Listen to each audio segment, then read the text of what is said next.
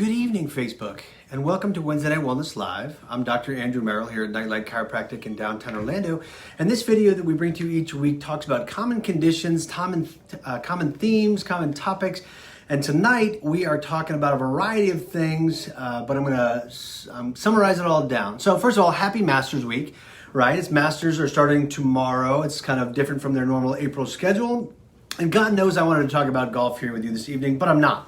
I'm not because you don't care about that. It's also Veterans Day. I wanted to say a quick shout out to all our veterans out there. Thank you very much for your service. Thank you for all the freedoms that I get to enjoy, for all of the hard work that you have kind of put into it. And we're going to talk about them tonight. So we're going to talk about veterans here just a little bit, not least of which because we are seeing a lot of veterans here in the office finally, and it's been a kind of a different experience. And so tonight we're going to talk about them, and we're going to talk about chiropractic, and then we're going to talk about how it pertains to you and chiropractic here possibly. Real quick before I jump into that, I wanted to kind of make a cameo, make a little promo spot. Next week I have Dr. Leela Sorotkin, who's an emergency room physician friend of mine, who's coming on to talk about coronavirus. She's going to come on and talk about her experiences professionally and personally related to the coronavirus. I wanted to quickly mention that if your doctor, your chiropractor, your dentist, your healthcare professional, I mean, hell, even maybe your mechanic isn't wearing one of these when they're talking to you, they're not following CDC guidelines. These things are still recognized as what you should be doing anytime you're out, anytime you're around other people. Please do it, folks. It's really, really important. Enough said about that. Please join me next week to check out Dr. Leela Sorotkin's interview with me.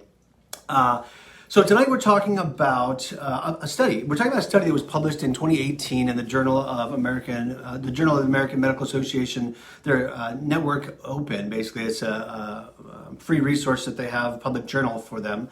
And they looked at chiropractic care for military members as they underwent care that included chiropractic care or just contemporary traditional medical care.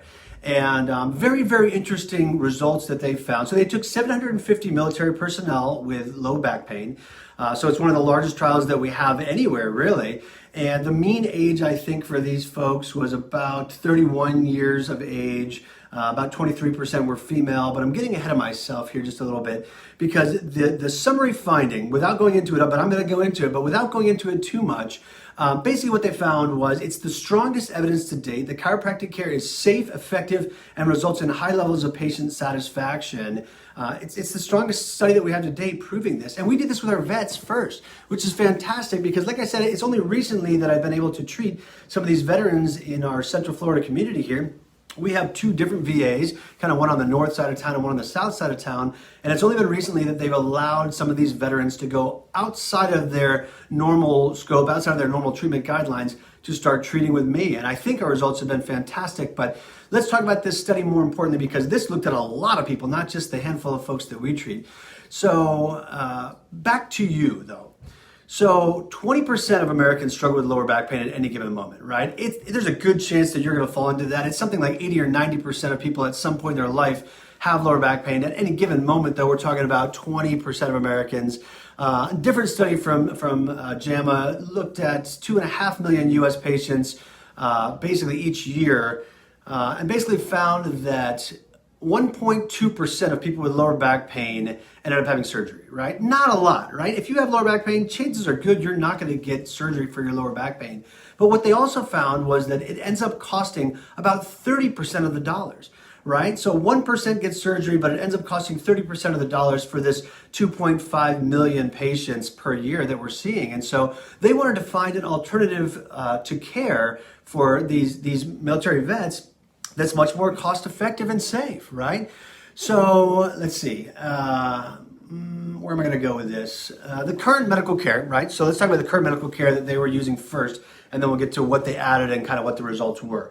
So the current standard of care is really non-steroidal anti-inflammatories. Think ibuprofen, Motrin, Aleve, naproxen, even Tylenol fall into that, NSAIDs, epidural steroid injections, and then spine surgery, right? And they've kind of moved away from the opioids, thankfully, because what they found was opioids end up causing a lot more problems than they fix. So that's no longer the standard of care for lower back pain, and that's good.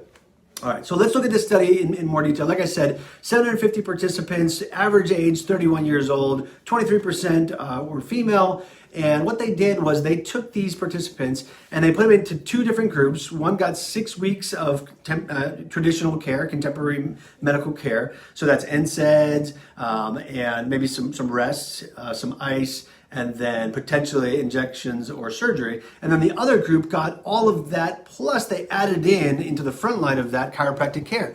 Chiropractic care, there was some adjustments to the spine. So right when we push on the vertebrae and you hear that clicking, popping noise, it was some manual therapy on some muscle tissues. And then it included into there some therapeutic exercise and stretching.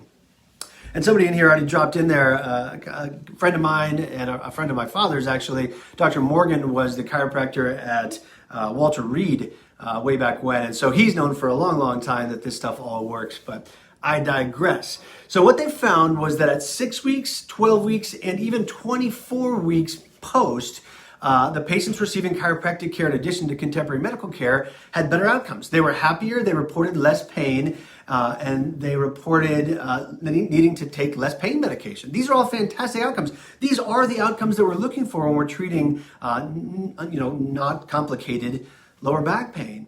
So, with the opioid epidemic still taking its toll on health, it's important that patients understand if you add this layer of chiropractic care onto your, traditional medical care, you're going to get a better outcome. So we need to close the gap here in the public sector. And this is where we come in. This is where it matters to you a little bit, right? And so this is where, again, thank you to our vets. And I'm glad that, your care is finally taking off as far as best practices and what's going to give you the best results. But how do we make sure that the general public is also utilizing this? Because unfortunately, they're not, right? It's something only like 10% of American adults are going to a chiropractor or including that in care for their spinal conditions.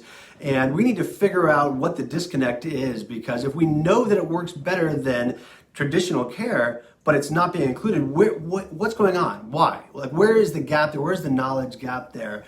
And I think part of it has been that there hasn't been a regulatory body that came out and said, this is it, we're doing it. And Harvard Health recently did it. It's included in their publication here recently, saying that they want chiropractic to be frontline care for musculoskeletal, specifically lower back pain. They didn't come out and say all musculoskeletal. They said specifically lower back pain. And I'd probably throw that out there too. There are better specialists, I think, physical therapists maybe for hips, knees, ankles, other, kind of appendicular, outside the spine joints. But when it comes to spine, I think chiropractic is really designed for that. And so the American College of Physicians in 2017, which is a regulatory body, came out and they said chiropractic care should be included as a frontline approach to spinal care. So what does it mean for you, right? So what are we exactly talking about? Why should you care? Why would you care? So here's the things that you need to do to make sure that this is being included into your care, right? So number one, make your treatment preferences known to your primary care physician. Right? Really, really important. If you never tell your medical doctor, hey, or ask him, what do you think about chiropractic care? He might never know that it would be interesting to you or think to bring it up, right? It's not something that they are trained in. It's not something that they're taught. It's something that literally just 3 years ago we added to what the repertoire is supposed to be.